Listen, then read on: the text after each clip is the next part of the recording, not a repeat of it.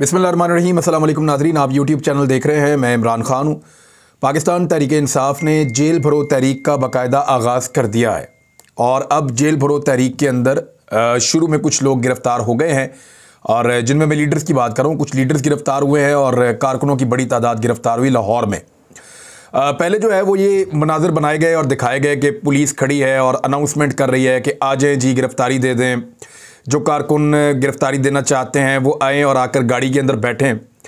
और उसके बाद फिर कुछ देर के बाद हमने मनाज़र देखे कि वो गाड़ियां ना सिर्फ लीडर्स उनके अंदर बैठ गए पीटीआई के, बल्कि उन गाड़ियों के ऊपर छतों पे भी कारकुन थे और गाड़ियों के ऊपर भी कारकुन थे और पीछे लटके हुए भी कारकुन थे। तो कारकुन जो है वो पाकिस्तान तहरीक इंसाफ के वो गिरफ़्तारी देने के लिए वॉलंटियरली आ गए थे और उन्होंने अपनी गिरफ़्तारी दे दी है। लाहौर से जेल भरो तहरीक का आगाज़ हो गया है। पीएमएलएन के लोगों ने कुछ ऐसे क्लिप बनवाए पुलिस वालों के ज़रिए से जिसमें खाली बसें खड़ी हुई कुछ जगहों पे दिखाई गई और पुलिस वाले अनाउंसमेंट कर रहे थे कि आएँ और गिरफ़्तारी दें। लेकिन ये सारा कुछ हो रहा था कारकुनों के और लीडर्स के आने से पहले। लेकिन जब वो लोग आए तो मनाज़िर बताते हैं कि बहुत बड़ी तादाद में लोग माल रोड के ऊपर मौजूद थे और फिर उन्होंने गिरफ़्तारियाँ देना शुरू की। और फिर शाह महमूद कुरैशी साहब ने पहली गिरफ़्तारी दी, असद उमर साहब गिरफ़्तार हुए और ज़ुबैर नियाज़ी लाहौर से वो गिरफ़्तार हुए। मैंने चीमा साहब को देखा, शायद वो गिरफ़्तार हो गए हैं क्योंकि वो गाड़ी के साथ लटके हुए थे, उनको शायद अंदर ले जा रहे थे या पता नहीं बाहर घसीट रहे थे। लेकिन जमशेद इकबाल चीमा साहब हैं, कुछ और लोग हैं, उमर सरफराज चीमा साहब वो भी गिरफ़्तार हुए हैं, दीगर कुछ और लोग हैं वो भी गिरफ़्तार हुए हैं और कारकुन एक बड़ी तादाद में गिरफ़्तार हो गए। देखिए, पाकिस्तान तहरीक इंसाफ ने जो हिकमत अमली बनाई थी गिरफ़्तारियों के लिए वो क्या थी?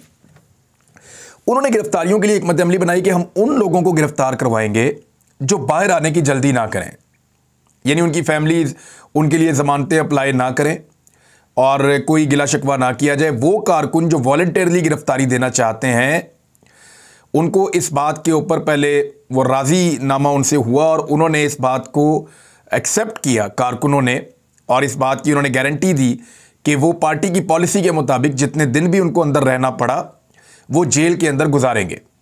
अभी लाहौर में ये पहला मरला हुआ है गिरफ़्तारियों का। अभी लाहौर में गिरफ़्तारियों के मज़ीद मराहिल आएंगे। आप देखते जाइए कि लाहौर में कितने लोग कैसे बार बार गिरफ़्तार होते हैं। अभी बहुत सारे मनाज़िर हैं जो अभी आपने देखने आने वाले दिनों में। इसलिए ये तय किया गया था कि 200 कारकुन गिरफ़्तार होंगे, लेकिन फवाद चौधरी साहब का क्लेम है कि जो कारकुन गिरफ़्तार हुए हैं वो इससे दुगनी तादाद में गिरफ़्तार हो गए हैं। बहुत सारे ऐसे कारकुनों ने वॉलंटियरली गिरफ़्तारी दे दी है जिनका नाम लिस्टों के अंदर शामिल नहीं था।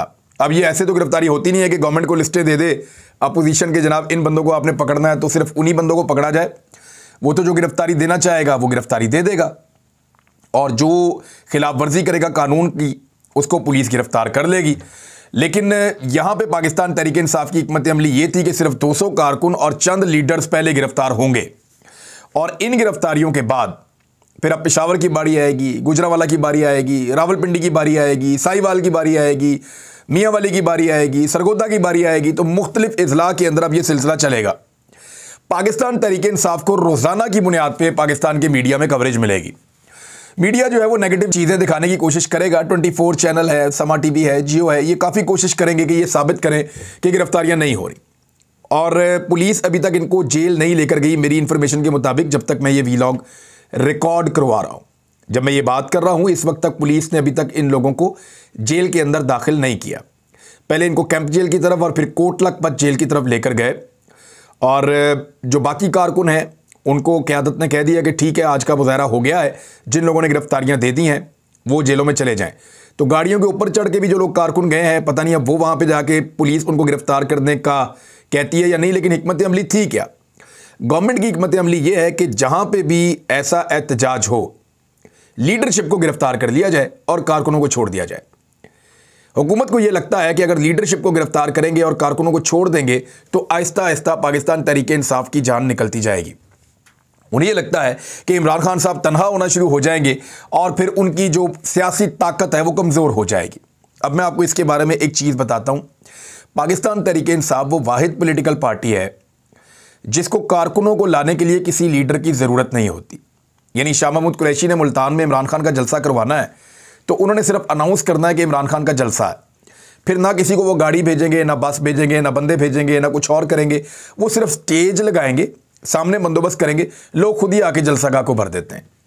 तो पाकिस्तान तहरीक इंसाफ का जो कारकुन है उसका डायरेक्टली लिंक इमरान खान के साथ है। इमरान खान को अगर गिरफ्तार करके बंद कर दें तो फिर आप गैर मुअस्सर कर सकते हैं, लेकिन उससे पूरे पाकिस्तान के अंदर किस तरह का रिएक्शन आएगा उसके बारे में शायद खुद इमरान खान साहब भी नहीं जानते और हुकूमत को भी आइडिया नहीं है कि वो किस तरह का रिएक्शन होगा। अब लीडरशिप की गिरफ्तारी से अगले मरहले में इमरान खान साहब के पास कारकुनों की किल्लत हो जाएगी, ऐसा नहीं होगा। मुझे ऐसा लगता है कि ज़्यादा बड़ी तादाद में नौजवान निकलेंगे, ज़्यादा बड़ी तादाद में लोग आएंगे, क्योंकि आने वाले दिनों में खौफ टूटता जाएगा। आज शाह महमूद कुरैशी ने, असद उमर ने, बाकी लोगों ने हंसते हंसते गिरफ्तारी दी है। कल आप ये मनाजिर जो है वो पेशावर के अंदर देख लेंगे, फिर आप रावलपिंडी में देख लेंगे, गुजरावाला में देख लेंगे, साहिवाल में देख लेंगे, सरगोदा में देख लेंगे, मियाँवाली में देख लेंगे, डीजी खान में देख लेंगे। अब पंजाब के अंदर आपको जगह जगह, फिर कराची के अंदर भी आप अल्टीमेटली ये चीज़ें देखेंगे। तो जैसे जैसे वक्त आगे बढ़ता जाएगा आपको ये मनाजिर हर शहर के अंदर से नजर आएंगे और रोज़ाना की बुनियाद पे हर शहर के अंदर एक बहुत बड़ा एक कवरेज बनेगा सोशल मीडिया के ऊपर। पाकिस्तान का मीडिया तो आपको पता है ज़्यादातर पीडीएम का हमायती है, 95% मीडिया। वो ये कोशिश करेंगे कि इन चीज़ों को कम दिखाया जाए। एस्टेब्लिशमेंट मीडिया को कंट्रोल करेगी, जैसा कि वो हमेशा से करते हैं। हुकूमत मीडिया को लालचें देगी और कंट्रोल करेगी। आज हुकूमत ने एक पैंतरा चला था और वो ये था कि 8 बंदों को लाकर बैठा दिया शहबाज शरीफ साहब ने अपने साथ, यानी पूरी की पूरी पीडीएम आकर बैठ गई प्रेस कॉन्फ्रेंस करने के लिए कि हम बचत करने जा रहे हैं। शहबाज शरीफ साहब ने अनाउंसमेंट्स क्या की, क्या करने आए थे और करके क्या चले गए, जरा ये भी आप सुन लें। शहबाज शरीफ साहब ने अनाउंस किया कि IMF मुआहदे के नतीजे में मुल्क में मजीद महंगाई होगी। ये वज़ीर-ए-आज़म पाकिस्तान उस वक्त कह रहे हैं जब 38% तक महंगाई हो चुकी है। इमरान खान साहब के दायरे हुकूमत में यह महंगाई जब 11% से 13% के दरमियान रहती थी और नॉर्मली अगर आप एवरेज निकालें तो वो 10% के आसपास थी, बाद अगर सिंगल डिजिट में थी।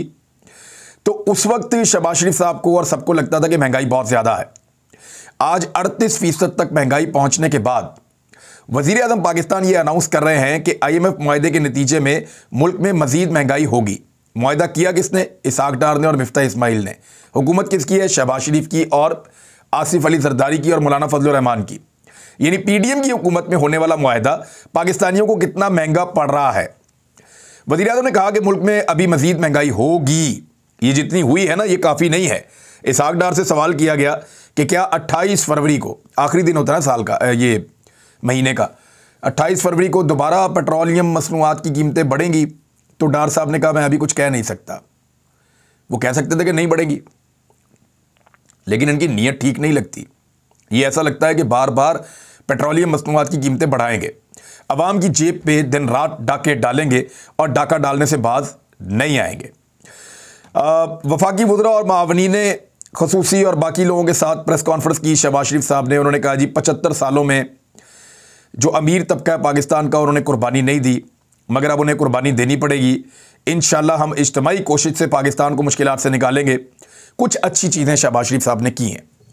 देखें, एक तो हर चीज़ बुरी नहीं होती गवर्नमेंट की, कुछ चीज़ें उन्होंने अच्छी की हैं। उन्होंने कहा जी कि अब तनख्वाहें और मुराद जो हैं हम अपनी कैबिनेट को अब नहीं देंगे। कुछ गाड़ियाँ उन्होंने कहा ऑफिसर से वापस ले लेंगे।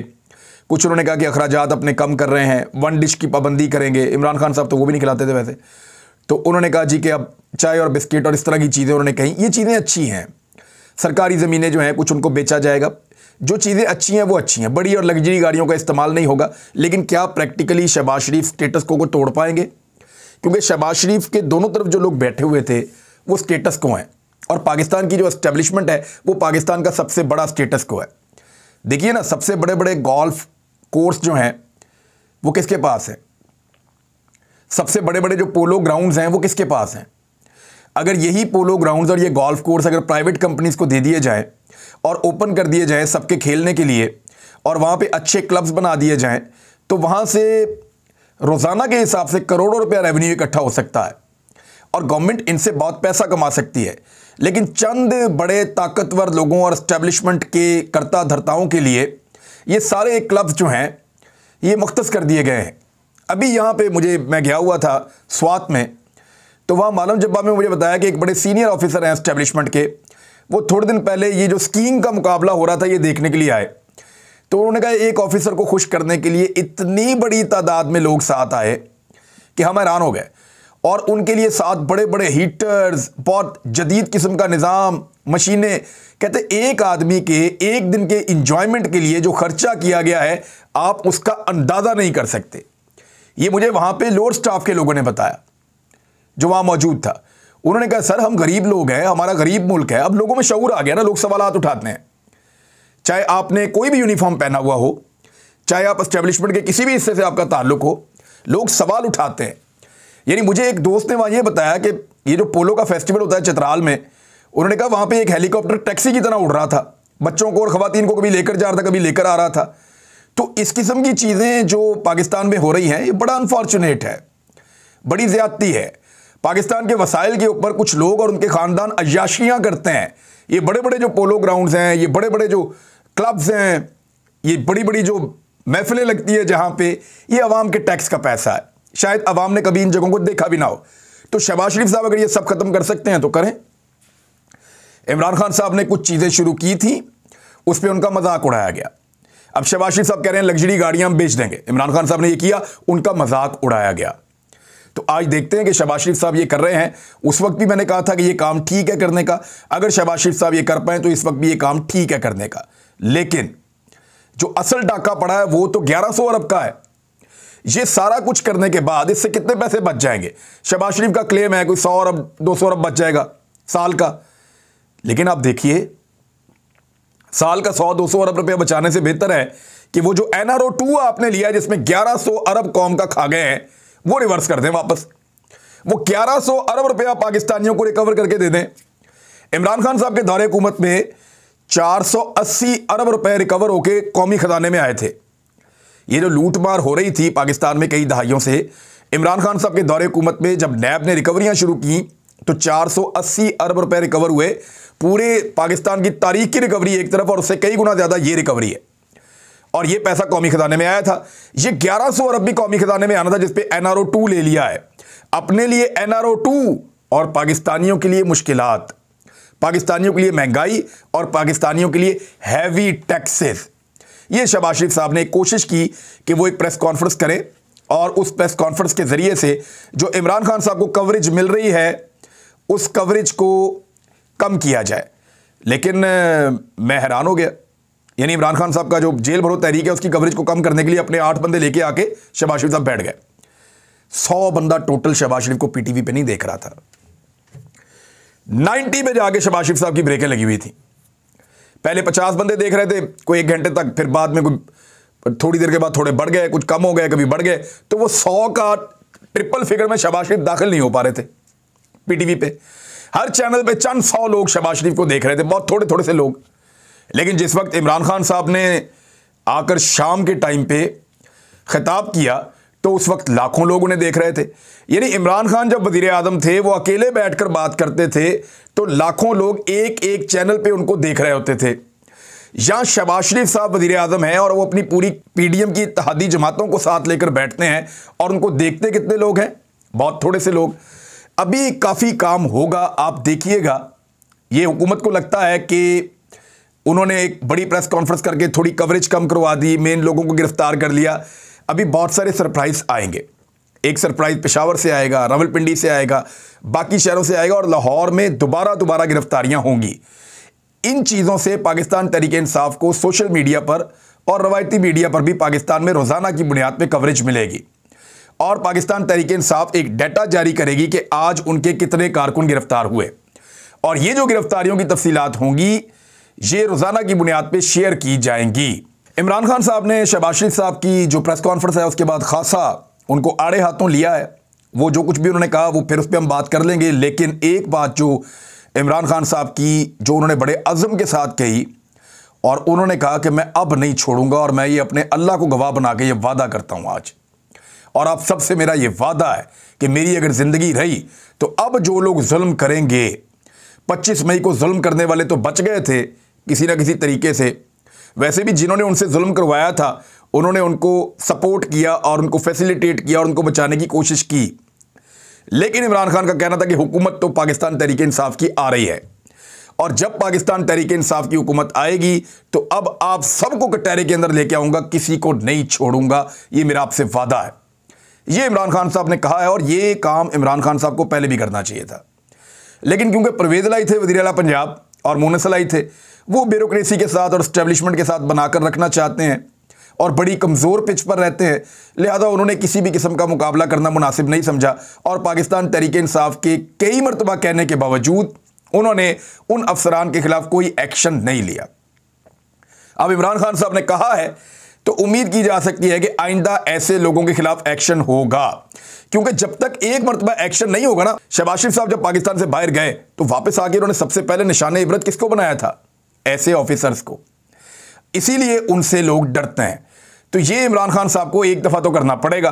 लेट्स सी वो इस दफ़ा करते हैं, लाकानूनियत करने वालों को कानून के दायरे के अंदर लाते हैं या नहीं ला पाते हैं। उसके लिए पहले इलेक्शन होगा, फिर वो हुकूमत में आएंगे, फिर ही चीज़ें आगे बढ़ेंगी। जेल भरो तहरीक का सिलसिला जारी है, हम आपके साथ चीज़ें शेयर करते रहेंगे। बहुत सारी इंपॉर्टेंट खबरें मेरे पास हैं, वो आपको मैं अगले व्लॉग में बताऊंगा। अब तक के लिए इतना ही, अपना ख्याल रखिएगा, अपने इस चैनल का भी। अल्लाह हाफिज़।